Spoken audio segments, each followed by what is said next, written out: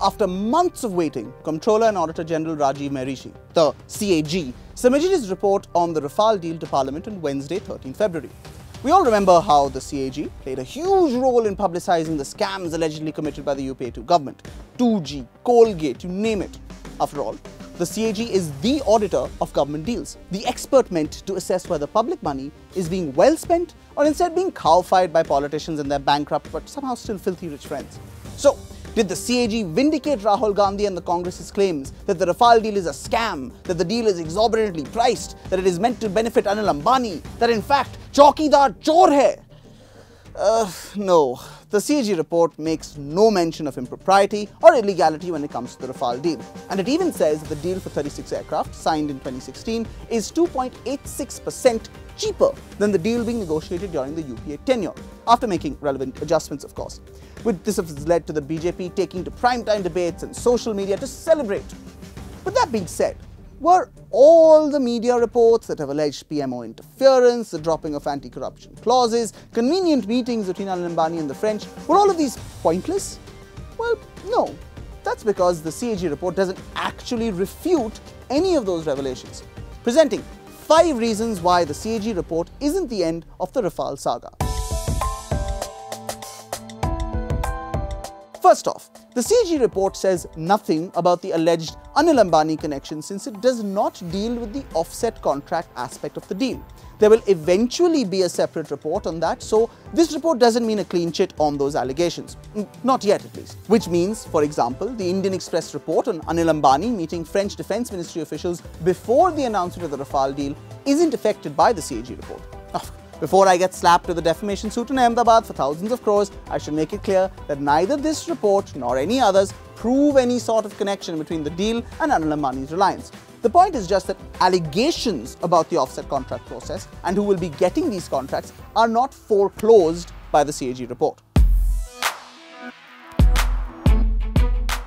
Next, the CAG report doesn't reveal any of the actual prices of the deal after the Defence Ministry asked for these to be redacted.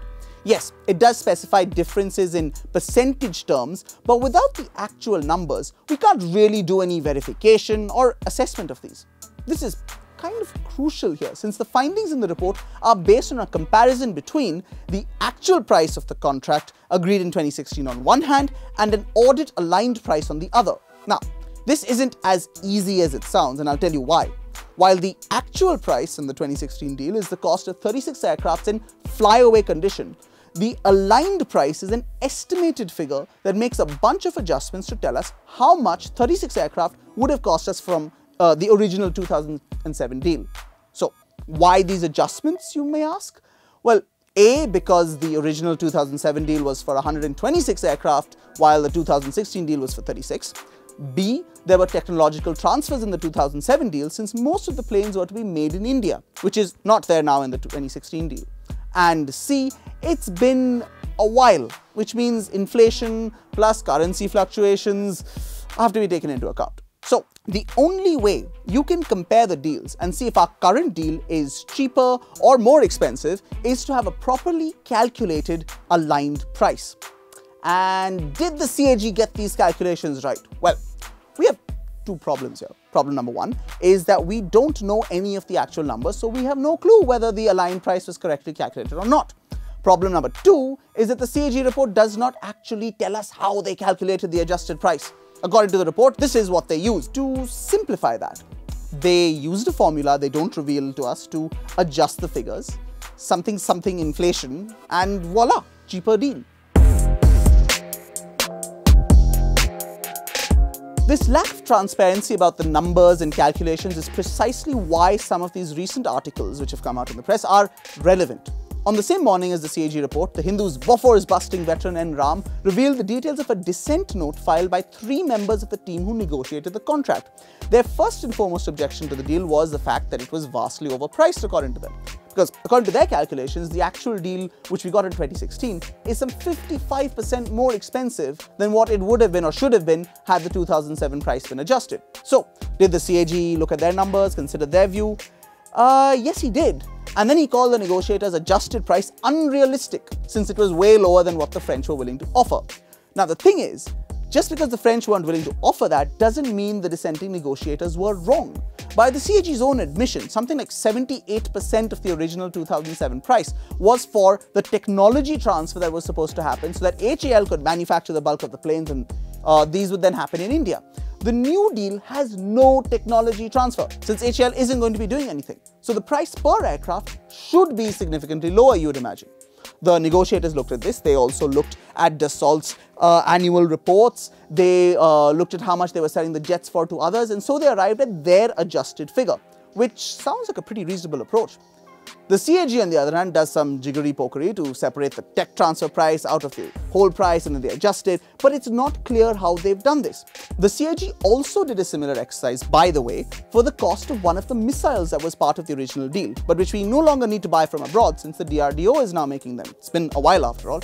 The alternative missiles now being bought from abroad are significantly cheaper. In fact, the entire 17.08% savings on India-specific enhancements that we're supposedly getting on the new deal comes from this one difference between the missile prices. So, this is very important since the savings on the enhancements are basically the only reason the deal is cheaper. Certain aspects of the deal are actually more expensive, like engineering support and pilot training. As long as we don't know how these numbers were adjusted and why the dissenters' numbers were wrong, questions can still be raised about the pricing of the deal. From the very inception of this whole deal, the manner in which it has come about has been dubious, and the CAG report does not rebut any of those claims. If anything, it makes things worse. It shows how Dassault didn't fulfill the criteria to supply the aircraft in the first place for the original 2007 deal. A bit of a slap in the face for the Congress as well as the BJP. Despite this, Prime Minister Modi decided to switch from the original deal to this new one, even though Dassault weren't actually offering the best price. And he claims that he'd withdrawn from the older RFP and deal, and yet he still went ahead with that. So, on top of this, this is done without following any of the relevant procedures.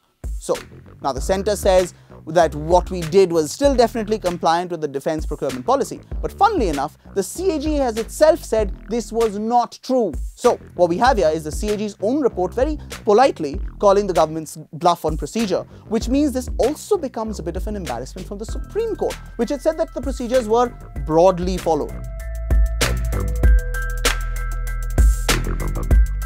The final reason why the CAG report isn't the end is because of the mysterious way in which key clauses and requirements were modified and dropped against the wishes of the official negotiators, the Defence Ministry and the Law Ministry. According to NRAM, these even included the anti-corruption clauses, which were removed at the last minute. After, by the way, the deal had been approved by the Prime Minister's Cabinet Committee on Security. The CAG report says nothing whatsoever about any of this. Another big one, by the way, was the dropping of a requirement for a sovereign guarantee or a bank guarantee, which the Defence Ministry and the Law Ministry had insisted on. Even their alternative option, which was to route payments through an escrow account, was just dropped. The CAG acknowledges that this happened, but doesn't give us his opinion on it, which is strange since all of this comes in a section titled Assessment of Terms and Conditions. Interestingly, like the Supreme Court, the CAG seems to have been informed that the decision to drop the guarantee requirement was made by the CCS in September 2016. But NRAM has revealed that the decision was actually made by the Prime Minister's office in October 2015 in discussions with French counterparts. What's more, the CAG report actually notes that the absence of a bank guarantee should have meant savings which were supposed to be passed on to the ministry. Instead, the CAG expressly says that Dassault alone benefited from this. In conclusion, CAG report or no, the Rafale saga is not going away. So stay tuned for more revelations, more exposes, and lots more drama.